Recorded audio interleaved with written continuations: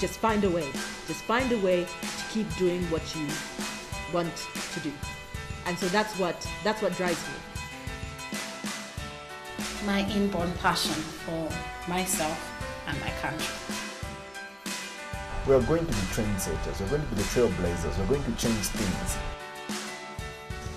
Designed to be this woman who should at least make a difference in someone's life. Costa Mwansa, described by many who don't know him as proud, full of himself, ambitious, a go-getter, pompous, partisan, political, confident, a role model. The list is endless. But little do these people know that he is a Christian, born in Kalulushi, in a family of 5, raised by his mother after losing his father at a young age. I was born some good 30 plus years ago on the copper belt town of Kalulushi, which is a small mining town. I started my primary school education at the trust school, then being run by the then ZCCM. Thereafter, I completed my grade 7 and went to a secondary school in Kalulushi for the first 2 years of my junior secondary. I completed my secondary school in the early 2000s at Mkuba Boys Secondary School in Kitwe. I come from a family of 5 siblings. We're a Christian family. We are Seventh-day Adventist. That's the church in which I was baptized in and which I do attend. My dad was a ventilation officer in the mines. He passed on sadly when I was very young. I was 8 years old. So we've been brought up mostly by my mother, who still is residing in Kalulushi. She was a teacher in the government until she retired. His childhood was very busy and active. His passion for media was clear in his young days, though he had no idea he would end up in journalism. Well, I was very active sport-wise actually. During my childhood, I used to play a lot of soccer. I was quite athletic, did lots of swimming and table tennis. We were also a very strong, grounded Christian family actually. When my dad was alive, he was a church elder in the church. We used to have a lot of interactions in terms of church camp meetings and church get-togethers. My mother is still an active member of the church.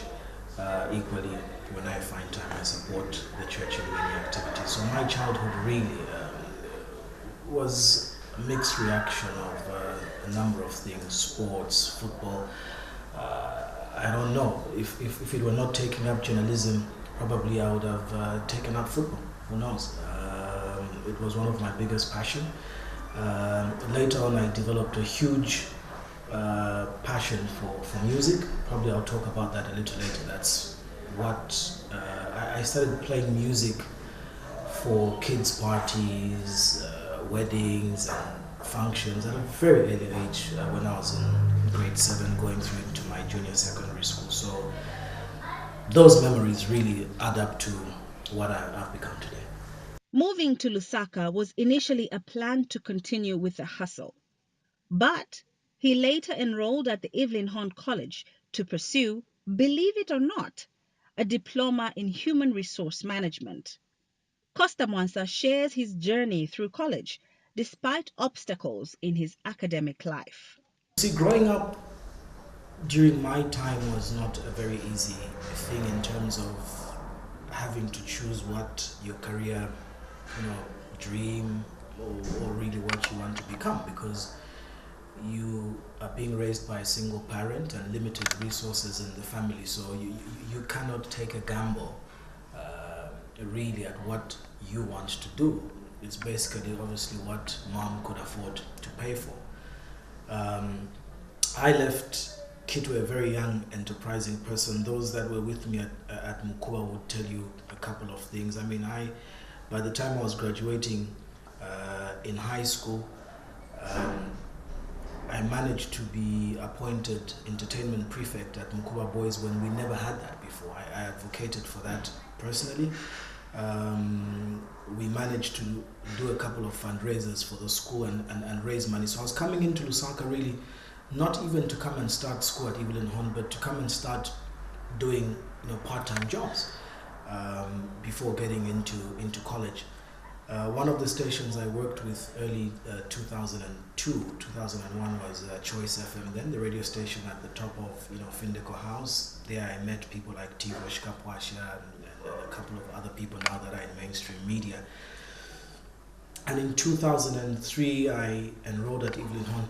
There was no space in the media studies department, so I needed to get into school. I had done 2 years after my grade 12 without being in college. So I enrolled as a human resource student under business studies, owing to the fact that I needed to get into school. So I was really doing something just to get myself a diploma, but my first choice, the course was journalism. 10 months down the line, after having enrolled and applied for exams in that first year under Human Resource and Business Studies, came an opportunity at Evelyn Horn where NORAD had just funded a project to open a radio station, Horn FM, at Evelyn Horn. That would be a project to assist journalism students do their practical studies in broadcast and radio. I auditioned for a position at the radio station. Being a business student in the campus, I was one of the first 2 on-air presenters on Horn FM, me and a colleague, Mekelani Piri, who's now with the BBC Media Action. So we were the first to go on air when Horn FM was opened. The reason I mention this is because for one to be a presenter on the radio station, you needed to be a journalism student. I was a human resource student. So after negotiating with the head of department under media studies and the head of section, I had to swallow the bitter pill and make a decision which I don't regret looking back. I had to abandon 10 months of human resource study. It was just weeks before the exam, and I had to make a decision of going into first year in the next calendar year of school as a first year student, while all my friends that I started with were going into the second year. A lot of my colleagues thought I was crazy for making that decision, and quite a couple of made fun, not understanding really what I was doing, saying, how do you stop something serious to go and be a DJ? So I lost 1 year in campus for that decision. I then got involved in student politics through the union, which gave me another loss of a couple of months. We were suspended for being involved in some student politicking and advocacy. But that was my time at Evelyn Horn. So eventually I reached my 3rd year. It was there when I met a colleague, Angel Piri, who spotted me, and I started doing some part-time work on a kids news project called Z Kids with Movie Television then in early 2006. So I was going to school, and at the same time I was working with Movie TV. Movie TV loved the way I'd applied myself. So from being a kids anchor, I later on began reading their midnight bulletin, into doing their news brief at 21:45, which now gave me a bit of complications between my school, because I was failing to meet my assignment deliveries, I was failing to meet my class hours and so on, and the demand of work. So I was working and at the same time attending school. In my final year, I always talk about this because it's part of lessons that we learned. For one to qualify as a journalist, one thing that you require is that you need to pass your English. Strange enough, if you look at my results from first and second year, I had distinctions in my English paper, but in third year, I failed my English paper. Painful, unsurprisingly enough, but one cannot graduate and have a journalism qualification without that.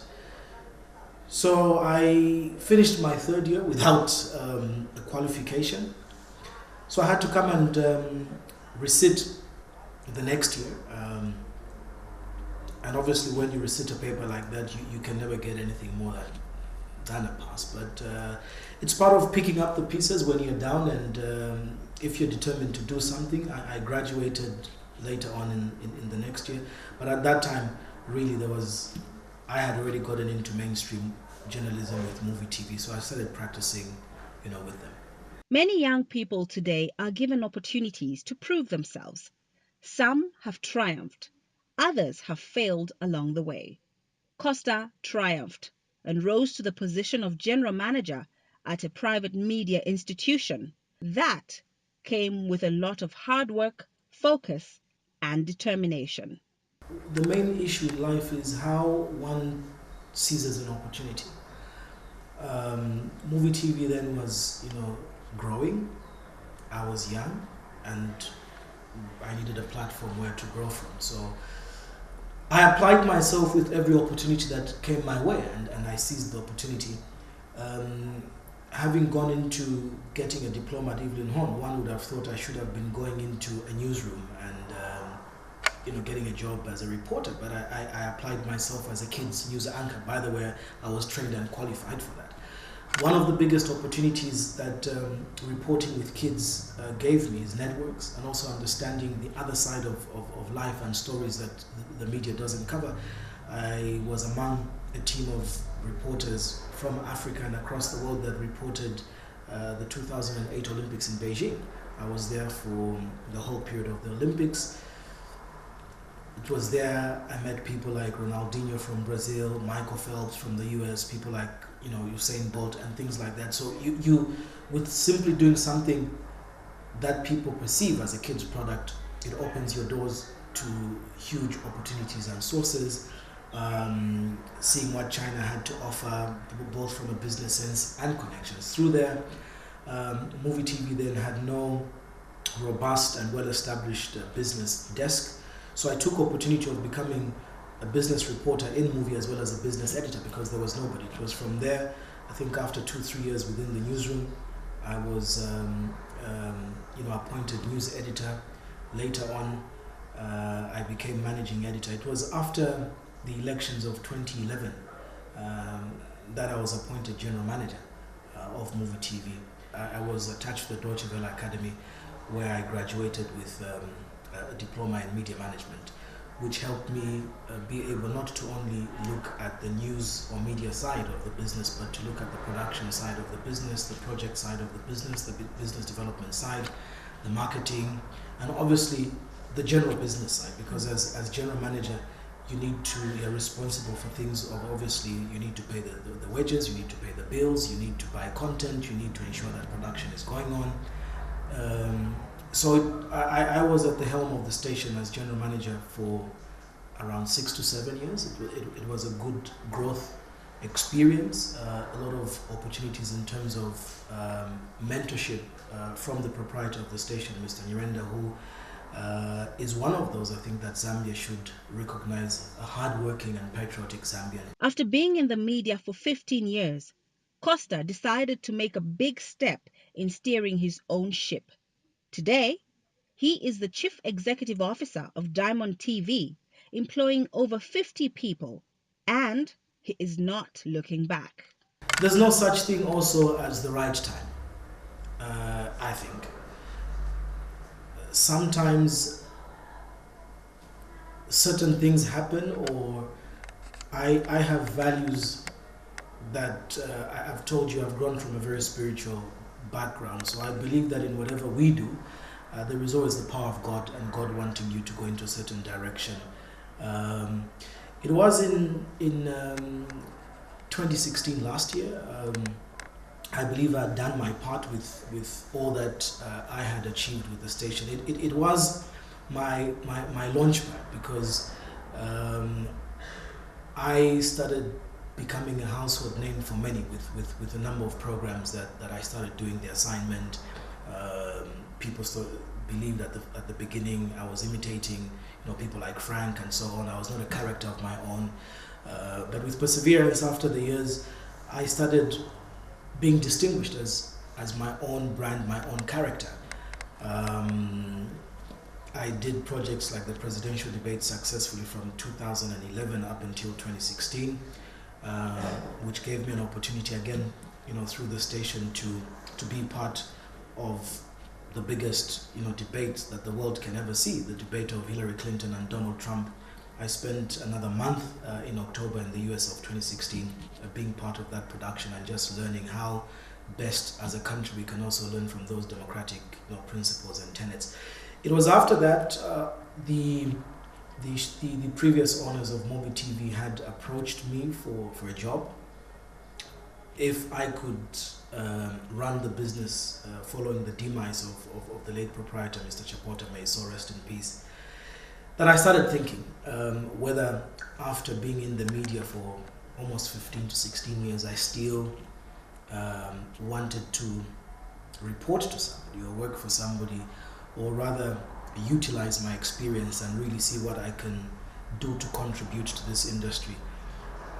There's nothing wrong with working for anybody. There's everything hard with employing even just one person. We're employing 54 people now. So whether it's the big break, it's a very difficult decision, but it had to happen. Not out of sour grapes, but out of self-conviction that this is the next step in my life of what I wanted to do.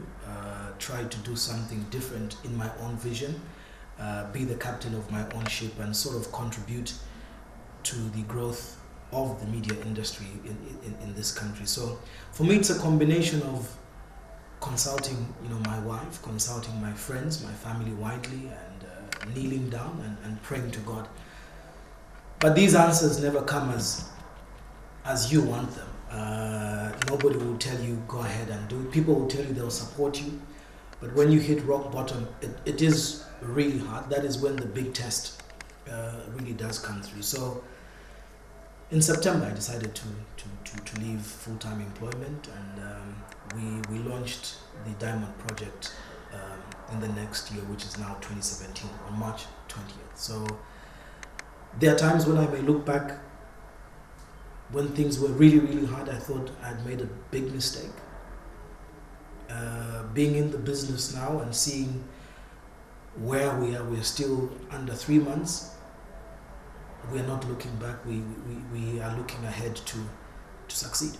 Zambian society today has a negative tag on young people, believing that they cannot achieve the creative and outstanding heights that other young people around the world have achieved. When Zambians support and believe in Zambian businesses, then the country wins. We as young Zambians need to begin to address ourselves over. There is a very strong misconception, very negative one, that any young Zambian like yourself, like myself, around 30, 20, can never do anything for themselves unless they are being pushed or they're in front of somebody. We experienced that at Movie TV, being the first private station. People believed there was no Zambian behind it. It was probably some Germans or some, Wazungus behind the project. But literally, it was a good training ground for me, doing things with your hands, doing things with your own mind and creativity. And this is the same, concept and belief or value that we're applying into. Why should Zambians be comfortable with Chinese getting, all big road contracts or big contracts to construct, schools and bridges? That's fine. When a Zambian, especially that they're young, has an opportunity or a go at it, then it's corruption or they are being used by corrupt political leaders. I'm not saying things like that don't happen, but trust me, I have interacted both at global level with Zambians and locally, young and old Zambians that are very, very progressive and are successful and are doing things for this country silently. But people don't want to come out and tell their stories because of the negative publicity of this perception that Zambians don't believe in themselves. that people decide, to stay, quiet. I always believe that each country has a generation of leaders and each industry has a generation of its own leaders at the time. I look at the IT and computer world that had people like Steve Jobs, who's now late. It has people like Bill Gates. You've got the Richard Branson. I think that they've lived their generation. You now have the Mark Zuckerbergs and all these guys that are doing Facebook and Twitter, contributing for their time and their generation. So from one mechanical age to a computer age and the social media age, probably something else will come up. His spiritual life and family is a major drive in Costa's life. That and the trust people he works with have in him. What drives me is my belief in God. I have a few quotes that I always look at here in my office. One says, faith is not believing that God can, but it is knowing that He will. The other one is that one which says you need to thank God for what you have and trust Him for what you need, because we can only do much as a human being, but without God's grace, I don't think we will manage to do it.